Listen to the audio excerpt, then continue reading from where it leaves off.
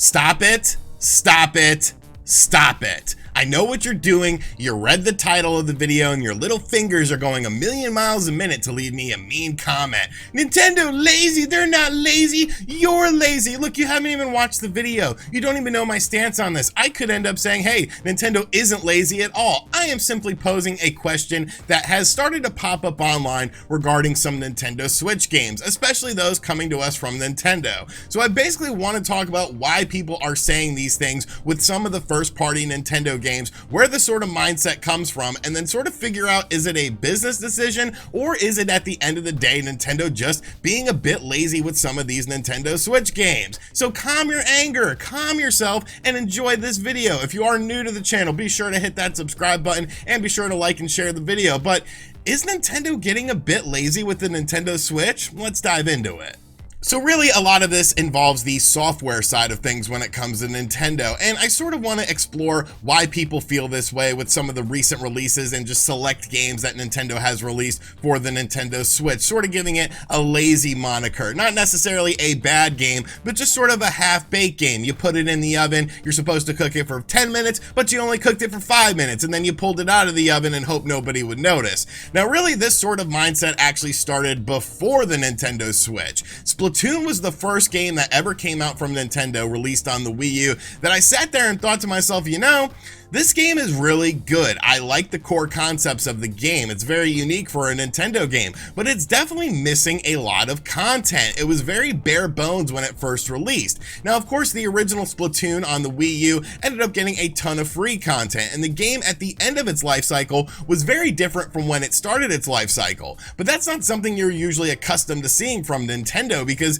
usually when Nintendo releases a game, like, they release the game. That's it. This is the complete package. Sure, you might get some additional DLC in terms of paid DLC, but the core experience is always a very large and solid experience. It's pretty much indicative of what you're going to get. You don't necessarily expect like new modes and new maps and new things like that. Now, of course, a lot of this is because of the fact that the Wii U was essentially Nintendo's first real sort of HD online system to where they could do things like that, but still, they didn't really explore it all that much on the Wii U. But Splatoon was definitely something that caught a lot of people by surprise. I remember reviewing the game back in the day for Nintendo enthusiasts. I gave it a 7 out of 10 because it was like, what's here is good, but there needs to be more here.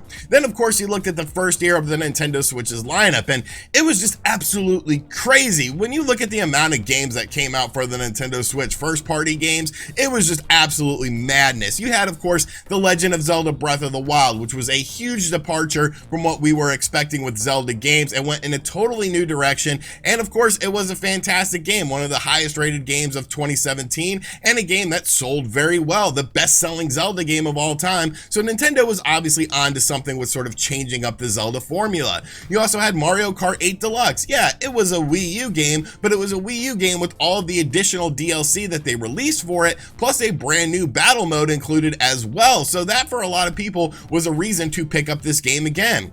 Speaking of Splatoon, you had Splatoon 2, which came out, and let's be realistic, Splatoon 2 had a hell of a lot more content at launch than the original Splatoon did. You could argue that Splatoon 2 had more content at launch than the original Splatoon did at the end of its life cycle. So Splatoon 2 was definitely a big improvement in terms of the content, in terms of the amount of stuff you could do over its predecessor. You then had Super Mario Odyssey, which was a huge 3D pseudo open world Mario game that I still think is one of the best, if not the best games on the Nintendo Switch. So much variety, so much stuff to do in it as well, and a game that received absolutely no DLC. This was a complete game when it came out. This is what you got, this is what you should expect, and this is what you're going to get. And of course, Super Mario Odyssey was fantastic. I mean, I do wish they did DLC for it because I just love the gameplay mechanics. And then he rounded out the year with Xenoblade Chronicles 2, a sequel to Xenoblade Chronicles, and of course, people absolutely loved it. You had so much content in this game, you had a ton of stuff to do in it as well, and I'm not even talking about games like ARMS and Pokken Tournament and Mario and Rabbids that also came out. There was so much stuff in the first year,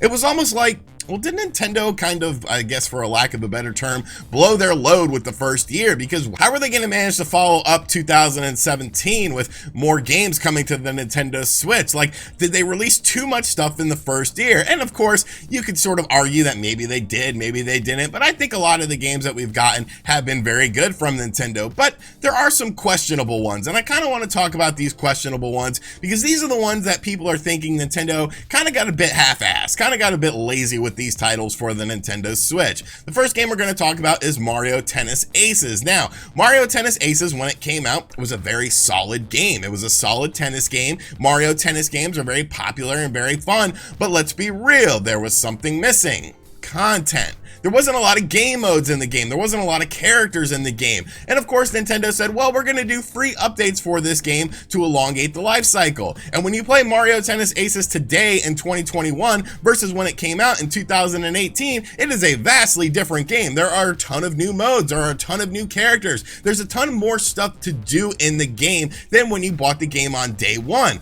But why is that? Why did they do a roadmap with this game and include additional content in it down the line instead of just having it all on day one? Is this a smart business decision? Is this a lazy business decision to sort of elongate games and make people play them longer? Super Mario Party, same sort of thing. Super Mario Party came out and it was like, okay, this is pretty good, but like, where's the online stuff? It seemed absolutely bizarre that the online stuff was just so limited. And yeah, it's Nintendo. They're not the kings of online or anything like that, but still, why was there no real online sort of focus with this game? Why was everything just sort of locked behind the single player? Of course, Super Mario Party ended up getting a big update with online stuff added into the game, and now they're doing a Super Mario Party game this year to where everything is online. There's classic boards from the N64 era, that all of the mini games are available online. You can play the boards online as well. So it's kind of like, well, obviously you knew that this is what people wanted. Why did you do the first game in the way that you did it?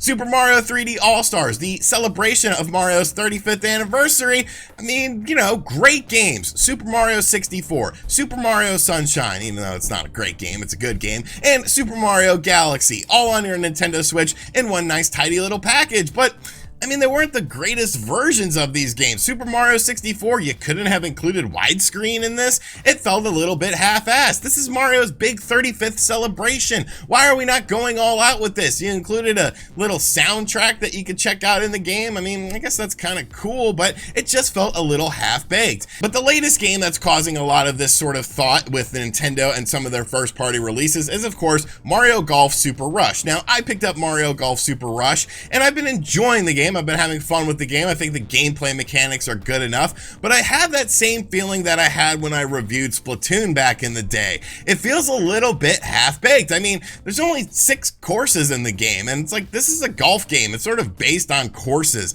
and the courses themselves, I mean, they're kind of cool, but they sort of just lack any sort of real sort of, you know, craziness that you would expect in a Mario game. The character listing is really strange as well, because when you play the adventure mode, you see characters like Toadette, but when you just go to play like a quick play game, you can't play as Toadette. But Toadette is in the game. Toadette is fully rendered. Toadette has all the animations in there. Why is Toadette not playable in the game? And of course, you have the fact that Nintendo themselves have already talked about free content updates coming to this game. They talked about it before the game even released for the Nintendo Switch, when they talked about it in their Nintendo Direct, saying, hey, there's more content coming, there's more courses, more characters, more game modes, and it's kind of like, well, you're doing what third-party companies do with this sort of roadmap situation. And if you follow me on Twitter or anything like that, which you should because I'm verified now, you would know that I'm very outspoken about things like roadmaps, because to me, it's sort of like you're holding back content. If you have DLC for a game that you are working on and you release it after the fact, like, that's one thing. But when you're talking about DLC, talking about season passes, talking about roadmaps, talking about new content coming to a game before the game even releases, all that does to me is say, hey, we're holding back stuff for this game. Now, of course, you could sit here and argue that, yes, it is free updates that are coming to Mario Golf Super Rush. We got free updates for Mario Tennis Aces, so what's the big deal? I think the big deal is these games feel a little bit half-baked. They feel a little bit half-assed. They feel a little bit rushed, and that's not something we're used to with Nintendo, and I'm not sure that that's sort of an avenue that I want Nintendo to go down with some of their games, where they release the games and then they essentially essentially just add more stuff to it when they see fit to keep the games elongated. I can't really say if this is a business decision or a half-assed decision though, because I can't really sit here and think to myself, well, what's a game where I've seen sales of a game where when it's gotten this additional free content, these free updates, this roadmap stuff, that the game actually continued to sell at a high level. To me, it seems like most video games, and I think this is pretty much the case for most video gamers, when the game first comes out, within those first 3 months, like that's the most important time. That's the time when you get all of your sales, or most of your sales, at least at the MSRP of $60 or $70 if you're a PlayStation 5 game. And then after that, you have games that go on sale. So are there enough big enough bumps to warrant something like releasing a game, obviously holding back content for this game, and then of course including this content at a free upload or a free update for the game? I just don't know. And you know, I don't like it when third-party companies do it, and I can't say that I'm enjoying it when Nintendo does it as well, especially considering I feel like a lot of this content is already done. I feel like this content is ready to go. All you need to do is flip a little switch and release this update.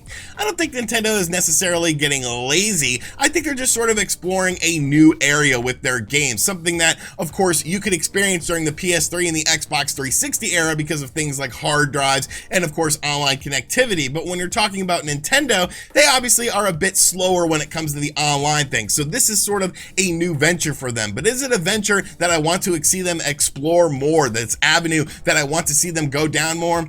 No, I would rather have a complete game at launch and then additional DLC that's maybe paid DLC down the road, you know, like a year later or something like that, than just have this little drip feed of free updates for games when it's clear to me that some of the updates that are coming out are obviously already done and they could have been withheld from the games themselves. But what do you think about this? Is Nintendo being lazy, or are they just sort of doing what other video game companies do with these games? And is it something you like to see? Does it sort of elongate the game for you, or do you feel like there should be more content at the start because that's the most important time for a lot of people buying these games? Let me know in the comments section down below, and as always guys, thank you for checking out this video. If you are new to the channel, be sure to hit that subscribe button, be sure to like and share the video, check out some of the other videos I've done over the past couple days, upcoming July Nintendo Switch games, Switch franchises we need to see come back, all sorts of fun stuff on the channel. Plus I talked about some games yesterday on the channel, Strange Brigade, Ninja Gaiden, Tony Hawk, seeing if those games are worth picking up on the Switch. And as always, I'll catch you guys on the next video. Later.